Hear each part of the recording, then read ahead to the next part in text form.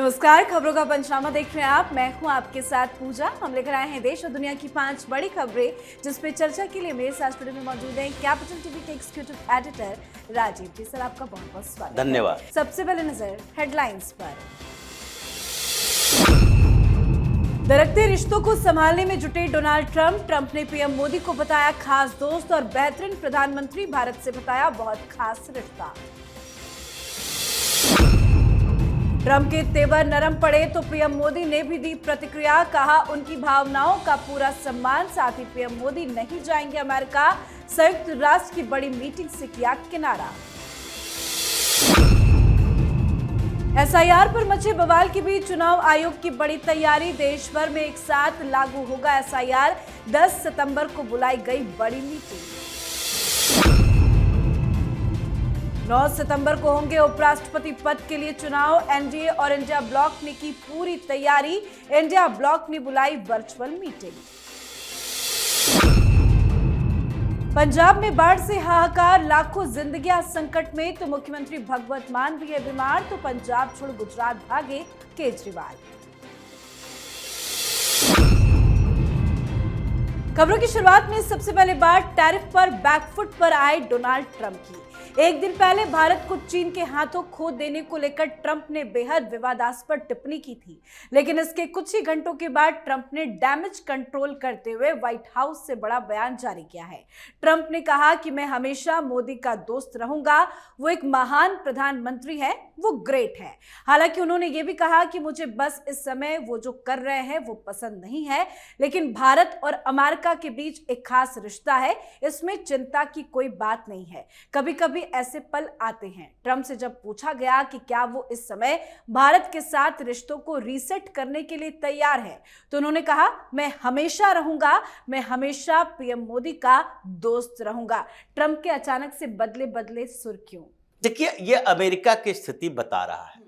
अभी तक अगर देखा जाए तो सेकेंड वर्ल्ड वॉर के बाद के फेज में पूरी दुनिया का ऑर्डर चेंज हो गया था, ग्लोबल ऑर्डर चेंज हो गया था और सारे देश ये 2 ध्रुवीय विश्व में चल रहे थे। ये कोई ना कोई देश किसी न किसी के साथ होगा, या अमेरिका के नेतृत्व में कैपिटलिस्ट सोसाइटी, या फिर दूसरी तरफ यूएसएसआर के नेतृत्व में जो रूस उसका नेतृत्व कर रहा था उसके साथ कम्युनिस्ट ग्रुप में होगा। और यही आगे कोल्ड वॉर भी चला। उससे पहले औपनिवेशिक समाज था और सारे देश लगभग एशिया और यूरोप के, यो अफ्रीका के देश भी यूरोप के कुछ देशों के वर्चस्व में थे, अमेरिका के वर्चस्व में थे। लेकिन ये ग्लोबल ऑर्डर चेंज होने के बाद से द्विध्रुवीय विश्व, फिर उसके बाद यूएसएसआर का विघटन और अमेरिका का पूरे दुनिया पर लगभग वर्चस्व कि रूस तो अब है कुछ नहीं, उसके पास आर्थिक ताकत नहीं है, तो इसलिए अमेरिका सर्वोपरि रहेगा।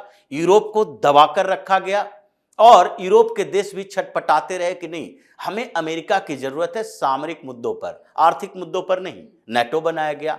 लेकिन उस समय से 1945 के बाद से अब तक ये 2025 हो गया, पहली बार अमेरिका इतना ह्यूमिलिएट हुआ है। वहां का प्रेसिडेंट ये सोचने पर मजबूर हुआ कि एक दुनिया में ऐसा देश है जिसको झुका नहीं सकते हैं। ऐसे कई मौके आए अमेरिका और भारत के संबंधों के बिखराव का, लेकिन हर बार जब कांग्रेस की सरकारें हुआ करती थी, भारत अमेरिका के पीछे ही चला, चाहे न्यूक्लियर डील के मुद्दे पर हो या फिर इराक में, ईरान में युद्ध के मुद्दे पर हो। कहीं ना कहीं ईरान के खिलाफ सैंक्शन लगे उस समय भी, यूपीए के दौरान, उस समय भी अमेरिका के पीछे ही खड़ा नजर आया। दोस्ती तो थी, लेकिन ये समान दोस्ती की बात नहीं थी।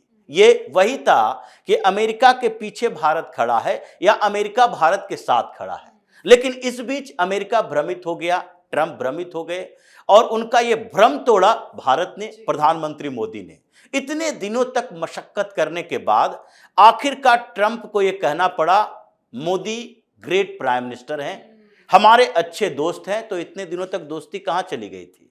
आज अचानक से क्यों दोस्ती याद आने लगी? क्योंकि भारत ने दिखाया कि अमेरिका के बिना भी भारत ताकतवर देश है। अमेरिका के बिना भी भारत अपनी इकोनॉमी को बेहतरीन तरीके से चला सकता है। हमारे पास मार्केट और है अमेरिका के अलावा भी। हम आर्थिक लेवल पर अब उतने कमजोर नहीं है जो तुम्हें दिखाई पड़ रहा है, और हमें पार्टनर जितने भी हैं अभी दुनिया में जो भी अपने अपने क्षेत्र में लीड करने के पोजीशन में हैं, वो सब के सब भारत की तरफ देख रहा है, तुम्हारी तरफ नहीं देख रहा। इसलिए एशिया में बड़ी ताकतें भारत के साथ आई, चीन भी भारत के साथ आया, रूस भारत के साथ था ही, ऑस्ट्रेलिया, जापान सब भारत के साथ आया, अफ्रीका के देश, साउथ अमेरिका के देश, ये ब्राजील साउथ अमेरिका का सबसे बड़ा देश, वो भारत के साथ आया। और यही नहीं, यूरोप पर भी ट्रंप ने बोला है कि यूरोप ने हमारा साथ नहीं दिया, वो भारत के साथ खड़ा है। तो ऐसे में ये इतने दशकों में पहली बार औकात अमेरिका को अगर किसी ने दिखाई है तो प्रधानमंत्री मोदी ने दिखाई। ये great prime minister Jawaharlal Nehru के लिए नहीं कहा जाता, ये मोदी के लिए ही कहा गया है। इसलिए ट्रंप को पता चल गया उसकी औकात क्या है अभी के समय में, और भारत किस जगह पर, किस पोजीशन पर अभी पूरी दुनिया में खड़ा हुआ है। बिल्कुल, तो इस तरह का बयान यू टर्न है, ट्रंप की माफी है। हालांकि ट्रंप के बयान पर प्रधानमंत्री नरेंद्र मोदी ने भी प्रतिक्रिया दी है। उन्होंने दोनों देशों की साझेदारी को महत्वपूर्ण बताया है।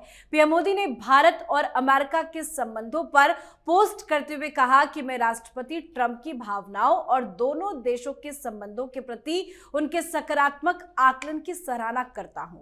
साथ ही विदेश मंत्री एस जयशंकर का भी बयान सामने आया। उन्होंने कहा कि यूएस के साथ रिश्ते को अधिक महत्व देते हैं पीएम मोदी। ट्रंप के साथ उनके काफी अच्छे संबंध है। साथ ही ट्रंप को एक और बड़ा संदेश भारत की तरफ से दिया गया है।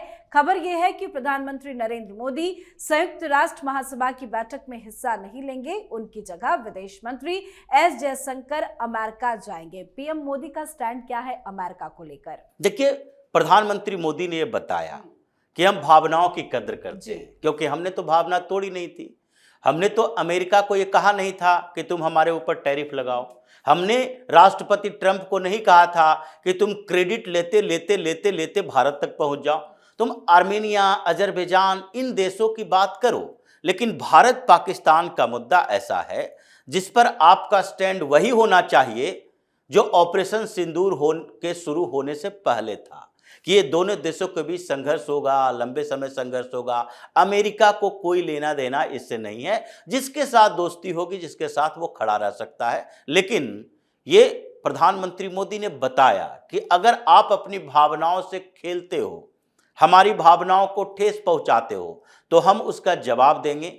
अगर आपको लगता है कि भारत के साथ अच्छी दोस्ती चाहिए, तो उसके लिए भी हम दरवाजा खोल के बैठे हैं। हमने कभी अमेरिका को ये नहीं कहा है कि तुम पाकिस्तान के साथ खड़े हो, थोड़े सहायता कर रहे हो, तो इसका मतलब भारत तुमसे दोस्ती तोड़ लेगा। हम उन मुल्कों में नहीं हैं, क्योंकि हम जानते हैं कि अमेरिका की यहाँ इस रीजन में, एशियाई क्षेत्रों में क्या मजबूरी है। तो इसलिए ट्रंप ने माफी मांगी, एक तरह से जो बातें कही है। ट्रंप ने अपने भावनाओं को प्रदर्शित किया, प्रधानमंत्री मोदी से दोस्ती की बात की, ये नहीं की कि आजकल हमारे संबंध बहुत खराब हो गए हैं। उन्होंने कहा हमारे अच्छे दोस्त हैं। उन्होंने कहा भारत एक अमेरिका का ऐसा पार्टनर है, दोस्त है, जिसके साथ थोड़े बहुत संबंध बिखर सकते हैं, खराब नहीं होंगे, आगे और मजबूत होगा। तो प्रधानमंत्री मोदी को भी बोलना था। उन्होंने ये संकेत दे दिया, आ जाओ, आना है तो आ जाओ, दरवाजे खुले हैं। पहले व्यवस्थाएं सेट कर लेते हैं, उसके बाद आगे की बात करेंगे कि आगे हम दोनों के बीच का संबंध कैसा रहना है। जी, अब बात अगली खबर की। बिहार में विधानसभा चुनाव से पहले एसआईआर को लेकर मचे विवाद के बीच चुनाव आयोग ने बड़ा फैसला लिया है। आयोग ने कहा है कि पूरे देश में एक साथ इसे लागू किया जाएगा। हालांकि अभी आधिकारिक घोषणा नहीं हुई है, पर इसको लेकर 10 सितंबर को दिल्ली में चुनाव आयोग के मुख्य चुनाव अधिकारियों के साथ बड़ी बैठक होनी है। सभी राज्य के चुनाव आयुक्तों की बैठक बुलाई गई है। चुनाव आयोग के अधिकारियों का कहना है कि देश के अन्य हिस्सों में भी एसआईआर एक साथ लागू करने की योजना पर गंभीरता से विचार किया जा रहा है। एसआईआर की तारीख पर अंतिम फैसला 10 सितंबर की बैठक के बाद ही लिया जाएगा। सर, ये जो मीटिंग बुलाई गई है उसका मकसद क्या है? देखिए, ये मीटिंग बुलाई गई है एक पूरी प्रक्रिया के तहत, जो अभी देश के अंदर चल रहा है। एसआईआर की प्रक्रिया शुरू हुई, इन लोगों ने कहना शुरू कर दिया कि ये एनआरसी की पृष्ठभूमि तैयार हो रही है। एनआरसी की पृष्ठभूमि का मतलब क्या होता है? यानी कि जो विदेश के लोग यहाँ पर फर्जी तरीके से रह रहे हैं, उसको बाहर भेजना है। अमित शाह ने कहा यह धर्मशाला नहीं है, कि कोई भी यहाँ मुंह उठा के आए और यहीं पर बस जाए, वो नागरिक हो या ना हो, वोट देने का अधिकार भी मिल जाए और सरकार की सारी सुविधाओं का उपभोग करे। अगर तुम शरणार्थी बन के आए हो तो शरणार्थी कैंप में रहो, वोट मत दो। तो ये जो पूरी प्रक्रिया चल रही है एसआईआर की, और उसमें सरकार का मानना है कि आगे डेमोग्राफी चेंज को खत्म करने के लिए, पलटने के लिए ये जरूरी है कि डिलिमिटेशन भी लाया जाए।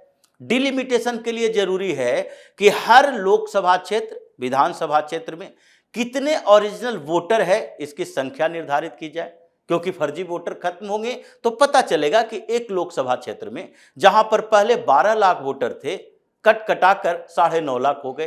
तो फिर एक सेट किया जाएगा कि अब कम से कम एक लोकसभा क्षेत्र में जो 10 लाख की संख्या पहले से मानी जाती थी वो कितनी होनी चाहिए, और आसपास के क्षेत्रों से एडजस्टमेंट कैसा होगा, डिलिमिटेशन क्यों जरूरी होगा, ये सारी प्रक्रिया के लिए पूरे देश भर में एसआईआर जरूरी है। और आगे जो ये पुशबैक पॉलिसी चल रही है, ये एसआईआर होगा, बिहार में हुआ और इसमें देखिए पता चला है 3 जिलों में 3 लाख विदेशी नागरिक मिले जो विदेश से है, उसमें कुछ पाकिस्तानी भी मिले। जो 30 साल से यहां रह रहा है उसका वीजा की अवधि खत्म हो गई, यहीं बस गया, मुस्लिम मोहल्ले में रहा, वहीं पर रिटर्न एग्रीमेंट बनाया, वहीं आधार कार्ड, राशन कार्ड सब बना के वोटर आईडी कार्ड तक पहुंच गया।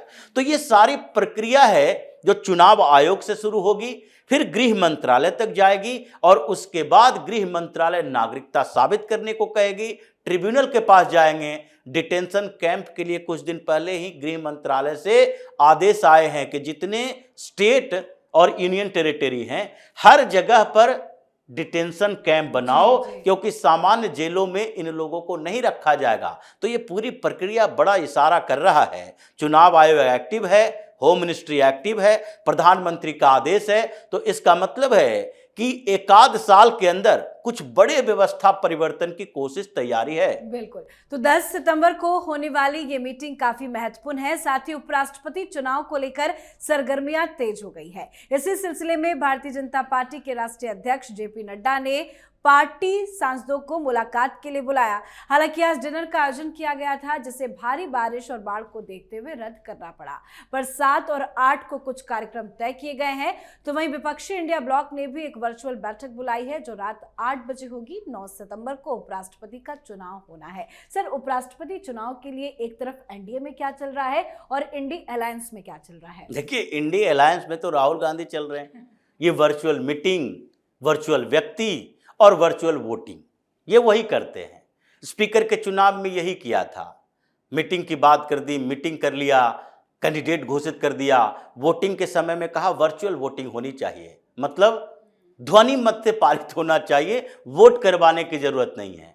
तो अभी से ही दिख रहा है कि इनकी वर्चुअल मीटिंग चल रही है। ये सुदर्शन रेड्डी कहाँ गायब हैं पता नहीं चल रहा। ये इंडी अलायंस के सारे पार्टनर बिखरे हुए हैं, कोई एक दूसरे से मुलाकात नहीं कर रहा। एनडीए में क्या चल रहा है, वहां वर्चुअल चीजें नहीं चलती है। वहां सारे सांसदों को दिल्ली बुलाया गया है। पहले भारतीय जनता पार्टी के सांसदों को बुलाया गया है, उसके लिए डिनर का आयोजन किया गया है जेपी नड्डा के घर पे, सारे भारतीय जनता पार्टी के सांसद। फिर इन लोगों को ट्रेनिंग दी जाएगी, 4 घंटे का वर्कशॉप है। फिर एनडीए के सारे नेताओं को, यानी सांसद जो वोट देते हैं, तो सांसदों को बुलाया गया है। उसके बाद एनडीए के सांसदों के साथ पार्टी होगी, डिनर होगी, और फिर वोटिंग से एक दिन पहले प्रधानमंत्री मोदी एनडीए के सारे सांसदों के साथ मुलाकात करेंगे, डिनर करेंगे और फिर ये वोटिंग के लिए जाएंगे। मतलब पूरी तैयारी है। वर्कशॉप इसलिए क्योंकि ऐसा ना हो कि 2 वोट 4 वोट ऐसे गड़बड़ हो जाए, कैंसिल हो जाए। तो ये पूरी प्रक्रिया की तैयारी चल रही है एनडीए में, और इंडी अलायंस में वर्चुअल मीटिंग चल रही है। तो जो वर्चुअल है उसको धरातल पर लाने के लिए क्या कर सकते हैं, स्थितियां इनके हाथों से निकल चुकी है, फिसल चुकी है। जी, अब बात आज की आखिरी खबर की। पंजाब में बाढ़ से हाहाकार मचा हुआ है। पंजाब के 1600 से ज्यादा गांव बाढ़ के कारण डूब गए हैं। 3.5 लाख से ज्यादा लोग प्रभावित भी हुए हैं। खबर सामने आई है कि प्रधानमंत्री नरेंद्र मोदी बाढ़ प्रभावित राज्यों का दौरा करेंगे। पंजाब जाने की खबर है, पर पंजाब की सरकार इस मुश्किल घड़ी में सोई हुई है। भगवत मान काफी बीमार है। भगवत मान को पल्स रेट की वजह से मोहाली के फोर्टिस हॉस्पिटल में भर्ती कराया गया है। ताजा हेल्थ अपडेट के अनुसार उनकी स्थिति स्थिर बनी हुई है। सिसोदिया ने मान से जाकर अस्पताल में मुलाकात भी की है। साथ ही केजरीवाल पंजाब से भाग खड़े हुए हैं। केजरीवाल गुजरात पहुंचे हैं। कपास मुद्दे पर किसान आंदोलन को संबोधित करने पहुंचे हैं। सर, पंजाब में बाढ़ से इतनी ज्यादा मुसीबत पैदा हो गई है, लेकिन केजरीवाल अचानक से गुजरात क्यों चले गए? देखिए, केजरीवाल को इन मुद्दों से कोई लेना देना नहीं है। केजरीवाल को ह्यूमैनिटेरियन ग्राउंड पर लोगों को क्या किया जाना चाहिए उससे भी कोई फर्क नहीं पड़ता।